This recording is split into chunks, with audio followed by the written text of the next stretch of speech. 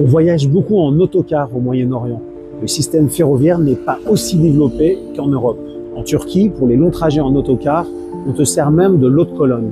En Israël, les gares routières sont un incroyable brassage de populations à la fois civiles et militaires. Le point commun entre la Turquie, la Syrie ou Israël, c'est que parfois l'autocar roule en plein désert et tout à coup apparaît un arrêt de bus. Tu regardes autour de toi, tu ne vois aucune maison, aucun bâtiment, rien, et tu te dis c'est pas possible, il n'y a pas quelqu'un qui va descendre ici. Eh bien si, il y a quelqu'un qui descend et l'autocar repart et laisse cette personne toute seule dans le désert.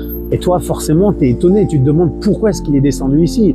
Et puis tu te fais une raison, tu te dis que peut-être que derrière la colline se cache une maison, ou bien peut-être que sa base militaire est enfouie dans le sol. Rav Yehuda Tzadka, le Rosh Yeshiva de Porat Yosef, explique que c'est pareil avec la mort.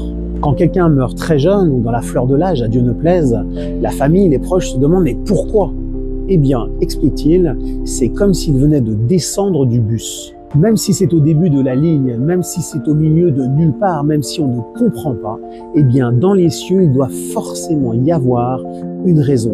Et comme c'est un commandement de la Torah que de réconforter les endeuillés, c'est avec ces mots que le Rav Yehuda Tzadka avait l'usage de réconforter les personnes qui avaient perdu un proche.